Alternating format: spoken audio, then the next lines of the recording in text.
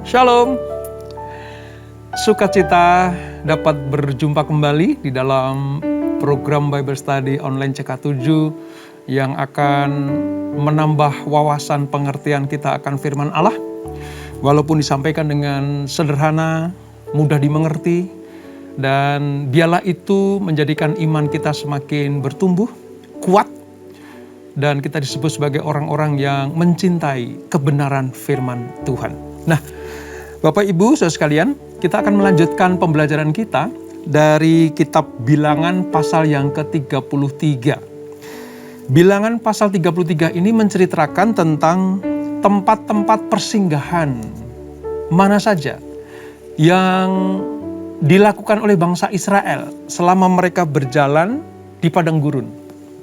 Nah, di pasal yang ke-33 dari kitab Bilangan ini, saudara, kita akan mengetahui mengapa mereka ada di situ, mengapa Allah mengizinkan mereka tinggal di situ. Untuk dapat mengetahui dan jelas akan pengertian kita dari Bilangan 33, mari kita minta tuntunan Roh Kudus, tuntunan Tuhan. Kita minta urapan dan hadiratnya supaya kita mengerti sungguh firman ini seperti apa yang Tuhan mau kita mengerti. Kita hampiri tahta Tuhan. Kita sembah Dia di dalam roh dan kebenaran kita. Haleluya. Syukur bagimu Tuhan. Hanya oleh karunia-Mu, hanya oleh kemurahan-Mu Tuhan, kami mengerti jalan-jalan-Mu, kami mengerti kehendak-Mu.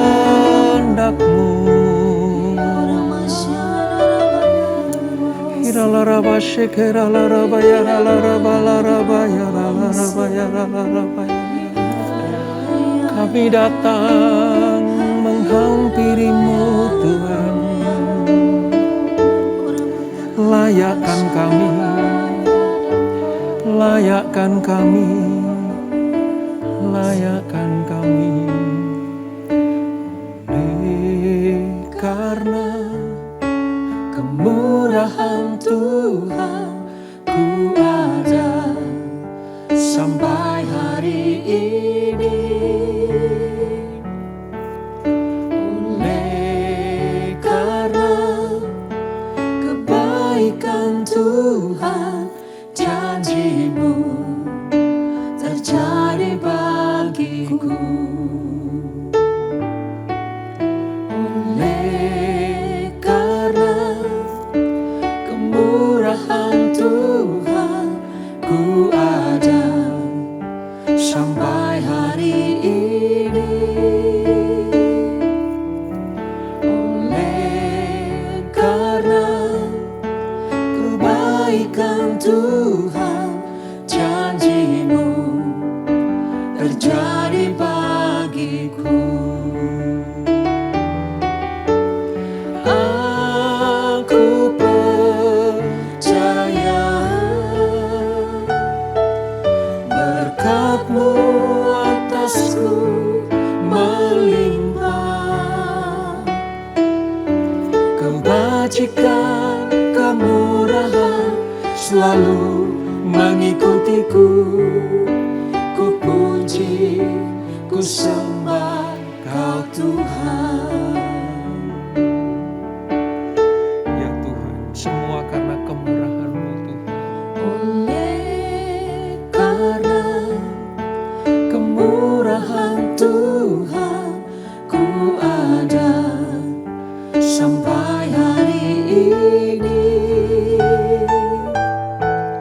Oleh karena kebaikan Tuhan, janji-Mu terjadi bagiku.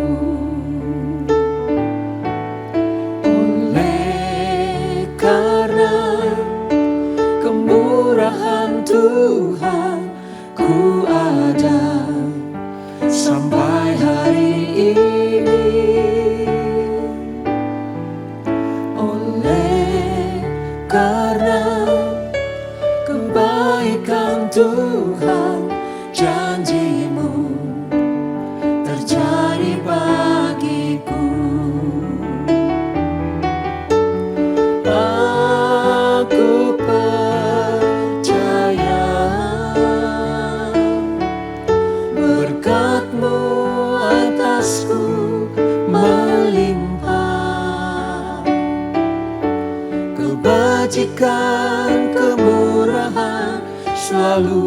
mengikutiku.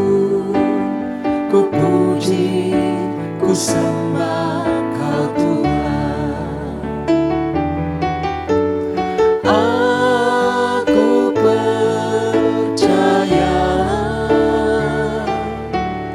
berkat-Mu atasku melimpah. Kebajikan, kemurahan selalu mengikutiku. Ku puji, ku sembah Kau Tuhan. Aku percaya berkat-Mu atasku melimpah. Kebajikan, kemurahan selalu mengikutiku. Ku puji, ku sembah Kau Tuhan. Ku puji, ku sembah Kau Tuhan. Ku puji, ku sembah Kau Yesus.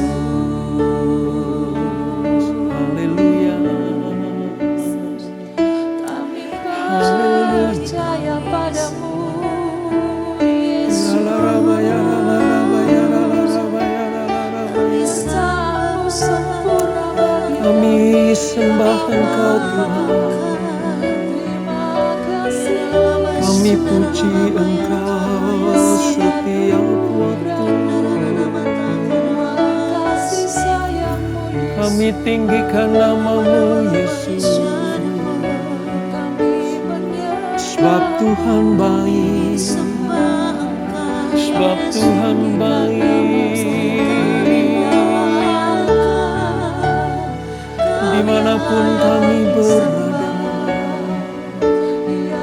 Kau sertai kami, Kau lindungi kami,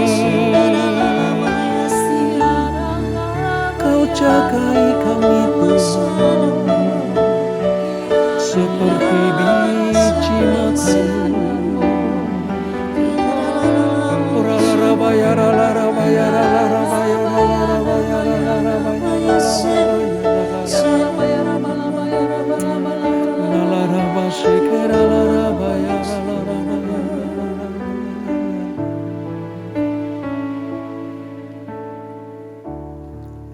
Ku tidak takut,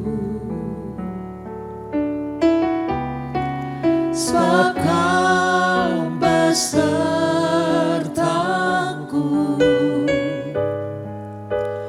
Ku tidak bimbang, sebab Engkau Allahku. Engkau meneguhkanku, bahkan menolongku.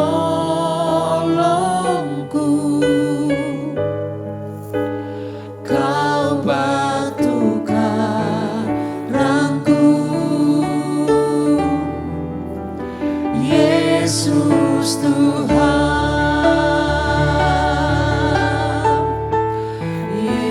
Yesus memegangku dengan tangan kananmu. Yesus memberiku kemenangan. Yesus memegangku dengan tangan kananmu. Yesus memberiku kemenangan.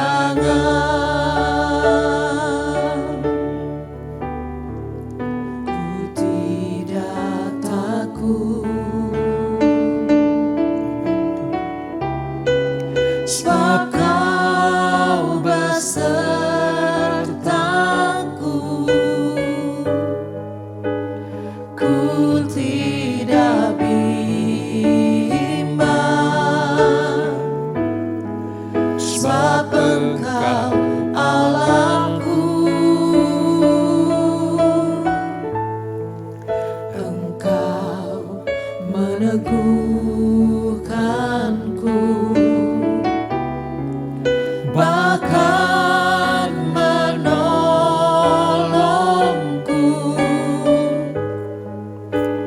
Kau batu karangku, Yesus Tuhan.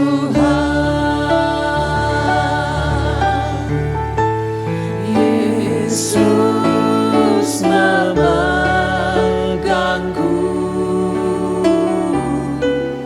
dengan tangan kananmu. Yesus memberiku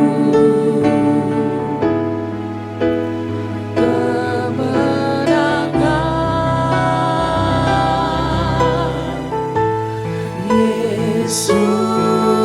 memegangku dengan tangan kananmu. Yesus memberiku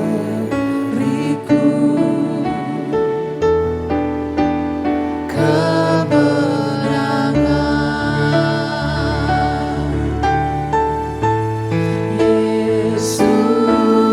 Yesus memegangku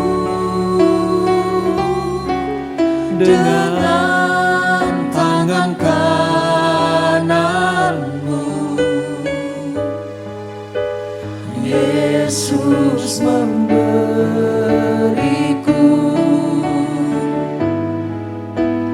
kemenangan.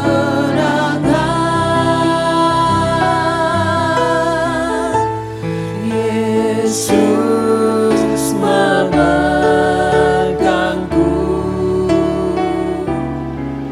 dengan tangan kananmu. Yesus memberiku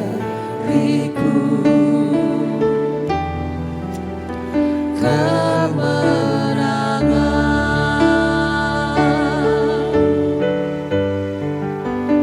Yesus memberiku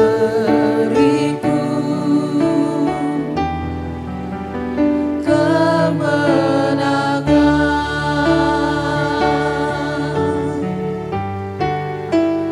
Yesus memberiku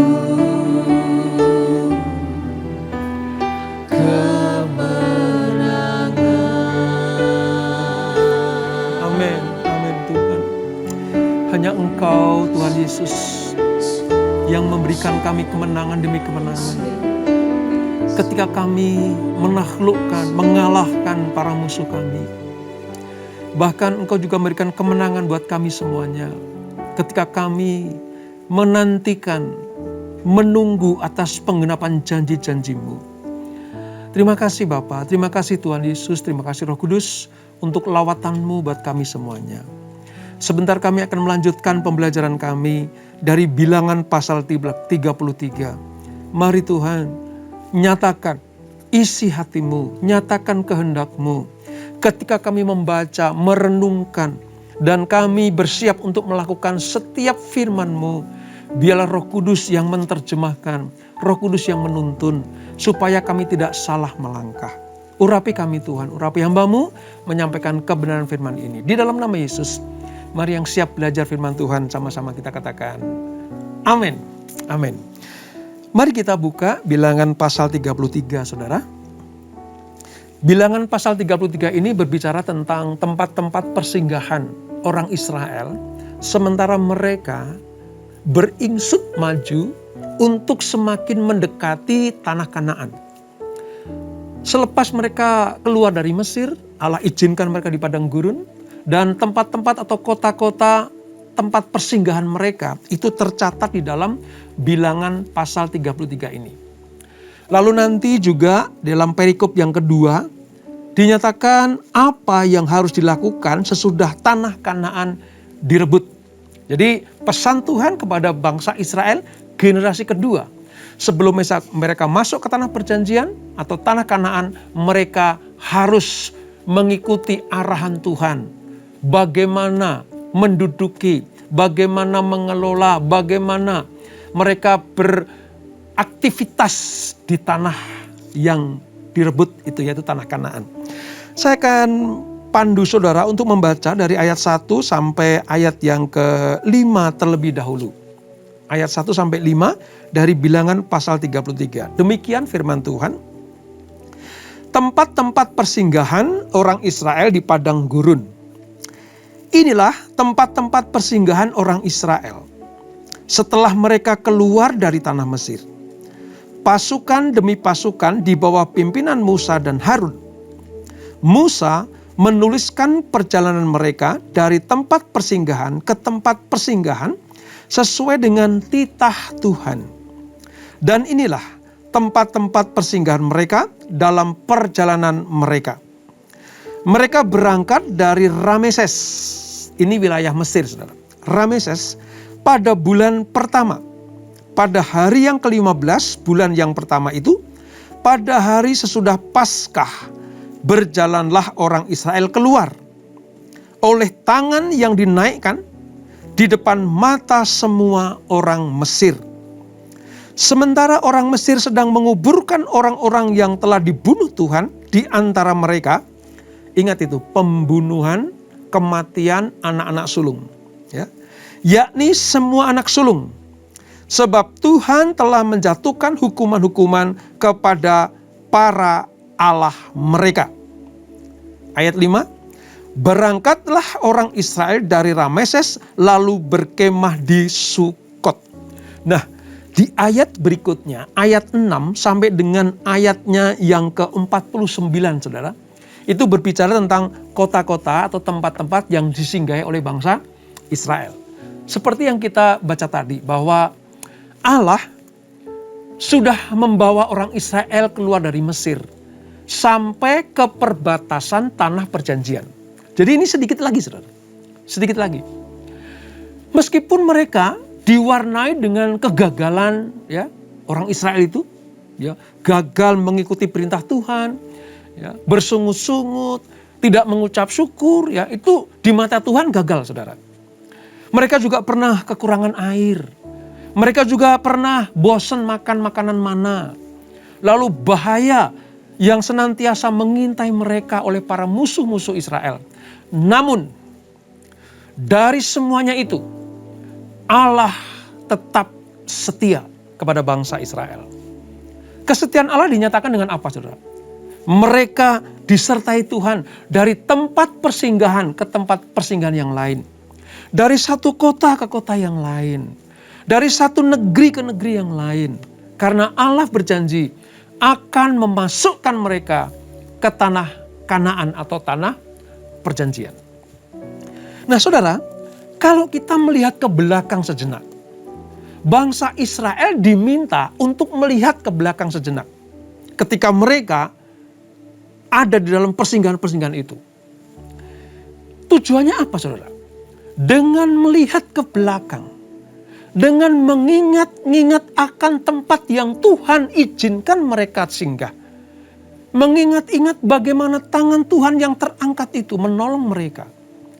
Mereka dimampukan untuk melihat karya besar Allah. Mereka diingatkan untuk melihat karya besar Allah yang membawa mereka, yang memimpin mereka melalui saat-saat yang genting, saat-saat yang sulit, saat-saat penderitaan di padang gurun itu. Israel diminta untuk melihat sejenak ke belakang sebelum mereka memasuki tanah perjanjian.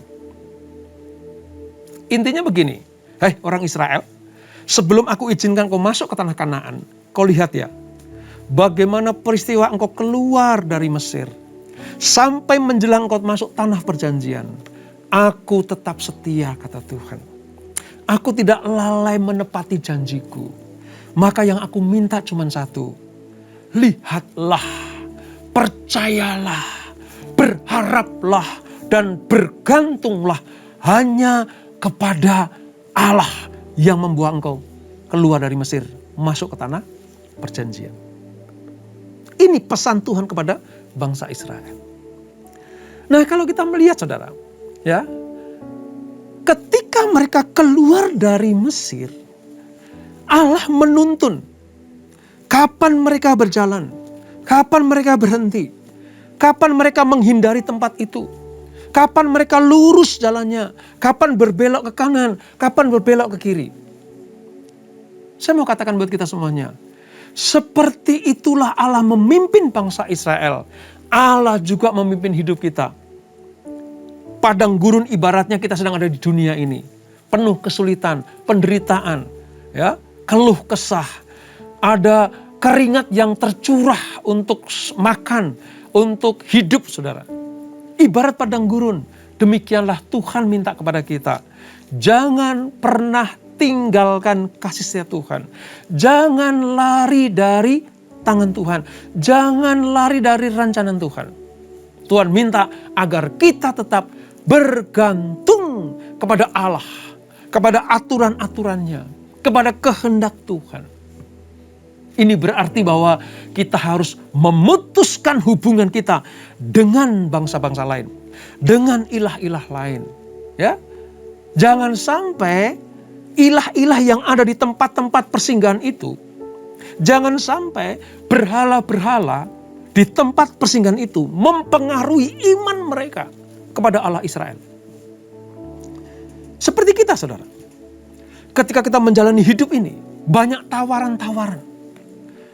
Banyak kemudahan-kemudahan yang ditawarkan dunia kepada kita. Dan kalau itu kita tidak jeli dan peka, kita ambil tawaran dunia itu, maka keputusan kita itu membuat kita jauh dari Tuhan. Membuat kita tidak lagi bergantung kepada Allah. Itulah sebabnya mereka diminta sebelum menyeberangi sungai Yordan, Allah kembali memberikan perintah-perintahnya. Perintah itu tetap berlaku bagi generasi pertama dan generasi kedua pun sampai dengan kita semuanya.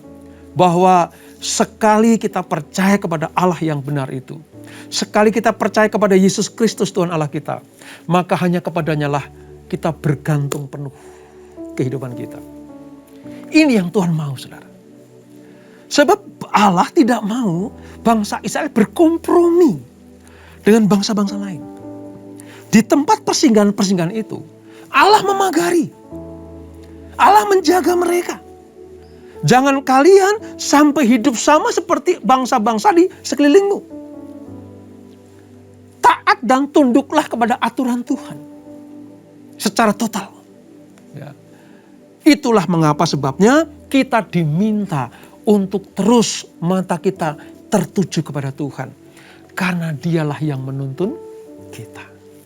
Ya. Dampaknya apa, saudara? Kalau tetap bergantung kepada Allah, maka Allah akan menggenapi janji-janjinya. Tapi kalau mereka tidak bergantung kepada Tuhan, maka mereka tidak akan pernah mendapatkan janji Allah itu. Mereka tidak akan pernah menikmati apa yang Tuhan sediakan. Allah menghukum siapa saja yang berkompromi dengan dosa, dengan penyembahan berhala. Ya, Allah akan menghukum mereka karena kompromi dengan berhala berarti menentang Allah. Ini yang dimintakan Tuhan. Aku izinkan engkau singgah di kota-kota. Ya, aku tahu kelelahanmu. Aku tahu penatmu. Engkau mungkin capek. Aku izinkan kau singgah. Tapi ingat ya, jangan terpengaruh dengan bangsa-bangsa lain.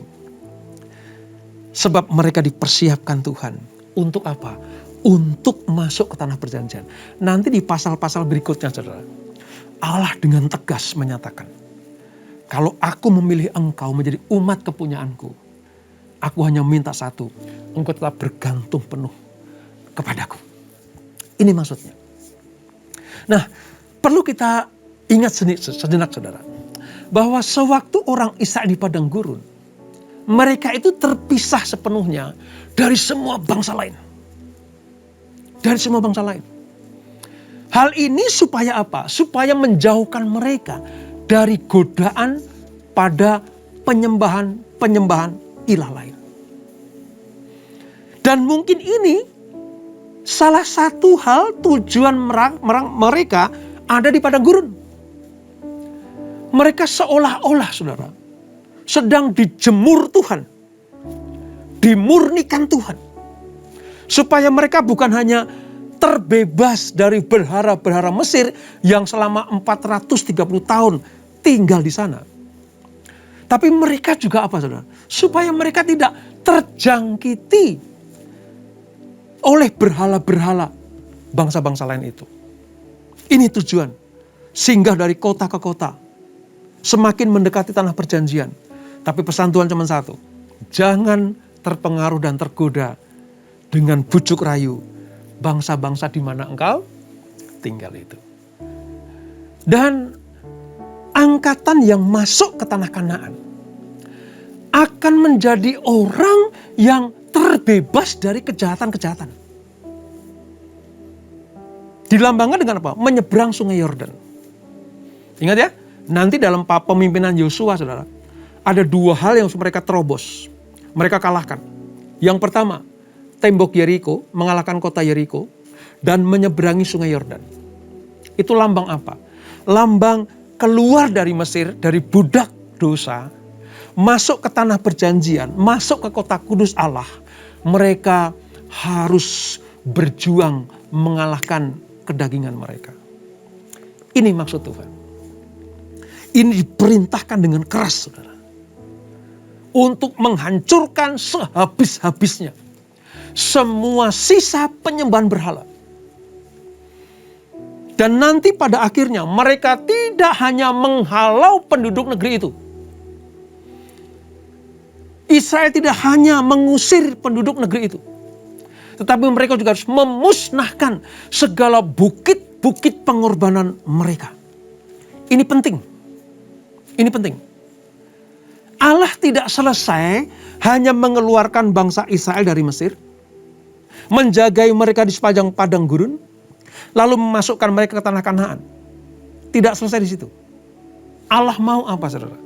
Kehidupan orang Israel di tempat yang baru, tempat yang penuh dengan susu dan madu itu, tetap berharap, bergantung, menyembah hanya kepada Allah yang satu itu, yaitu Allah Abraham, Ishak, dan Yakub.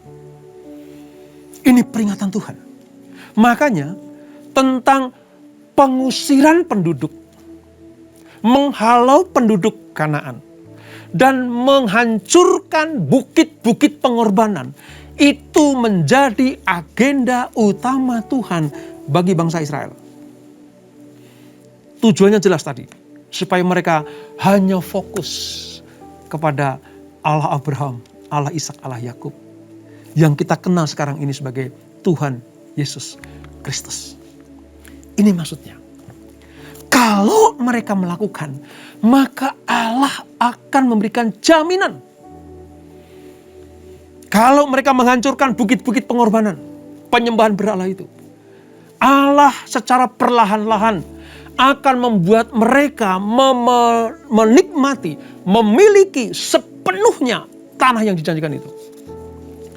Namun jika mereka tidak bisa menjaga diri, tidak membuat mereka tetap hidup benar di hadapan Tuhan, mereka membiarkan berhala-berhala Kanaan itu ada dalam hidup mereka, maka Allah tidak menjamin apa yang dijanjikan digenapi dalam kehidupan mereka. Sama seperti kita, saudara.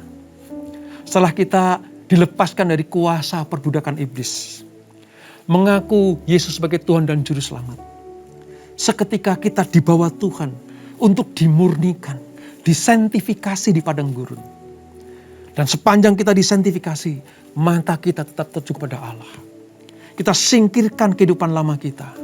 Kita singkirkan hal-hal yang mengganggu pandangan kita kepada Allah. Kita halau musuh-musuh kita. Kita hancurkan berhala-berhala itu. Supaya apa? Mata kita hanya tertuju kepada Tuhan. Nah, menarik sekali, saudara. Ketika kita mulai di ayat yang ke-50 sampai ke-56. Sebelum mereka menyeberang sungai Yordan. Dan mereka menjelang masuk ke tanah perjanjian. Allah minta satu hal kepada bangsa Israel. Supaya mereka melakukan hal-hal apa saja yang Tuhan perintahkan ketika mereka masuk tanah perjanjian. di ayat 50 sampai 56 ini saudara. Saya ringkas sampai ke ayat 55 saja. Saya bacakan buat kita semuanya. Ayat 55. Tetapi jika kamu tidak menghalau penduduk negeri itu dari depanmu, maka orang-orang yang kamu tinggalkan hidup dari mereka akan menjadi seperti selumbar di matamu dan seperti duri yang menusuk lambungmu. Dan mereka akan menyesatkan kamu di negeri yang kamu diami itu. Apa ini maksudnya? Allah dengan tegas menyatakan, halau semuanya. Kalahkan. Hancurkan. Ya. Pada masa itu saudara, Allah memerintahkan perang suci bagi bangsa Israel kepada bangsa-bangsa lain yang menghalangi mereka, yang membuat mereka tidak fokus kepada Allah. Allah izinkan itu. Kamu harus halau. Kamu harus kalahkan. Hancurkan semuanya itu. Tetapi, kalau itu tidak kamu lakukan, kalau engkau tidak menghalau penduduk itu, mereka akan menjadi selumbar. Selumbar itu apa saudara? Selumbar itu penghalang. Penghalang untuk kita bisa melihat Allah. Penghalang untuk kita menerima janji-janji Tuhan. Penghalang untuk kita bisa menikmati hadirat Tuhan. Dan ini bahaya. Ini sangat ditekankan Tuhan. Sama seperti kita. Kalau sampai ada musuh-musuh kita, kedagingan kita tidak kita kalahkan. Nafsu keduniawian kita tidak kita taklukkan. Itu akan menjadi selumbar. Apa musuh kita saat ini saudara? Keserakahan mungkin. Ya, keserakahan, ketamakan, kesombongan, ya, kedagingan yang membuat kita terseret kepada bujuk rayu iblis. Ya, kemunafikan, percideraan, perjinahan. Itu bisa menjadi selumbar kita untuk kita bisa menikmati hadirat Tuhan. Menjadi penghalang bagi kita untuk kita bisa menikmati janji-janji Allah. Dan Allah memerintahkan, usir, hancurkan, halau. Ini perintah, bukan anjuran. Ini perintah. Allah mengizinkan umatnya untuk menikmati janji-janji Allah dengan keagungan, ya, dengan kemenangan, dengan kejayaan. Tapi kalau mereka tidak lakukan itu, Allah juga mengizinkan umatnya diinjak-injak oleh para musuhnya. Pilihan ada di bangsa Israel. Mereka mau menghalau tidak? Mereka mau mengalahkan musuhnya apa tidak? Mereka mau menghancurkan berhala atau tidak? Kalau mereka melakukan itu, Tuhan akan membuat mereka naik, dipermuliakan, menerima glorifikasi. Tapi kalau tidak, kalau mereka tidak menghalau para musuh, mereka bahkan ikut menyembah berhala-berhala, Allah akan mengizinkan bangsa-bangsa itu yang harusnya mereka kalahkan, tapi mereka akan menginjak-injak bangsa pilihan, menginjak-injak bangsa Israel. Pilihan juga daripada kita masing-masing. Apakah kita mau tetap setia kepada Tuhan? Apakah kita mau tetap menyembah Allah yang benar itu? Atau kita bahkan serong iman kita, serong kepercayaan kita dengan menyembah ilah-ilah lain, dengan mengutamakan dunia ini dibanding dengan Allah. Maka Allah mengizinkan para musuh itu akan menginjak-injak kita. Jangan sampai terjadi ya saudara. Mari tetap fokus kepada Tuhan. Tetap ingat bahwa Tuhanlah yang menolong kita. Tuhanlah yang menuntun kita. Belajar dari peristiwa bangsa Israel. Berkemah, berhenti, singgah di tempat-tempat persinggahan. Allah tetap menuntun mereka. Sama seperti saudara dan saya. Sepanjang kita di dunia ini, kita singgah dari tempat satu ke tempat yang lain. Dari peristiwa satu ke peristiwa yang lain. Dari musim yang satu ke musim yang lain. Dari tahun yang satu ke tahun yang lain. Tapi Tuhan tetap minta satu. Tetap fokus kepadanya. Mata kita tertuju kepada Tuhan. maka kita akan menerima semua janji-janji yang Tuhan janjikan buat kita semuanya. Kalau tidak, kalau kita tidak setia, Allah tidak menjamin kita mendapatkan apa yang dijanjikan. Sekali lagi, tetaplah setia kepada Tuhan. Tetaplah hormat kepada Tuhan. Nantikan penggenapan janji itu. Sekalipun kita harus melewati padang gurun dan menyeberangi sungai Yordan, tapi Allah menyediakan tanah perjanjian untuk kita semuanya. Nikmati tanah yang penuh dengan susu dan madu itu. Nikmati berkat-berkat Tuhan. Sebab kita disebut sebagai orang yang percaya dan memegang kehidupan benar di hadapan Tuhan. Kita tundukkan kepala. Bapa, terima kasih untuk anugerah-Mu. Terima kasih untuk firman-Mu. Peringatan-peringatan-Mu.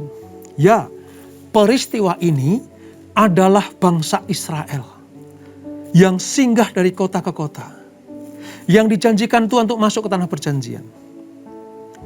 Ya, ini tentang Israel dan Tuhan.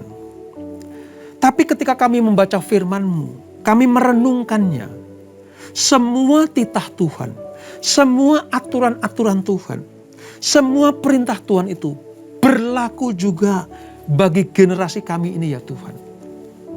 Kalau Israel di padang gurun, maka kami sedang ada di dunia ini, ibarat padang gurun bagi kami.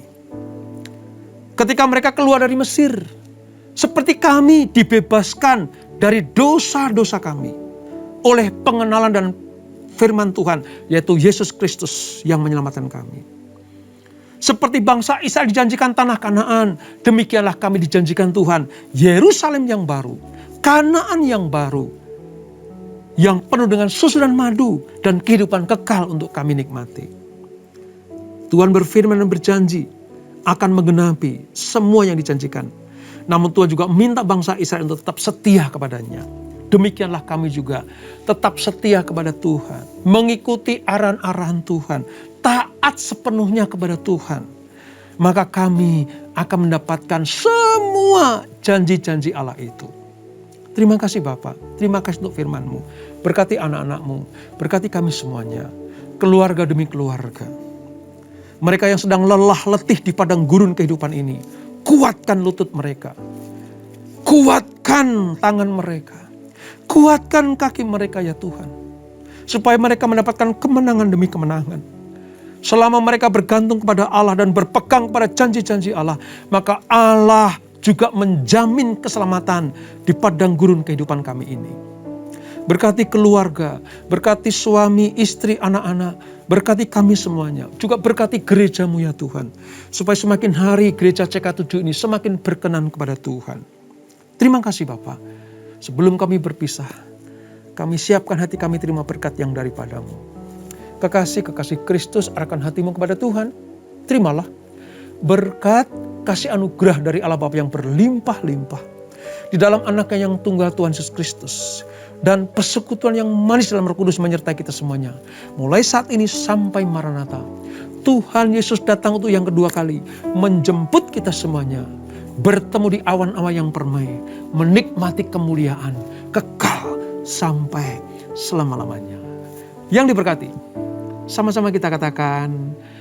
Amin. Amin. Tuhan Yesus memberkati.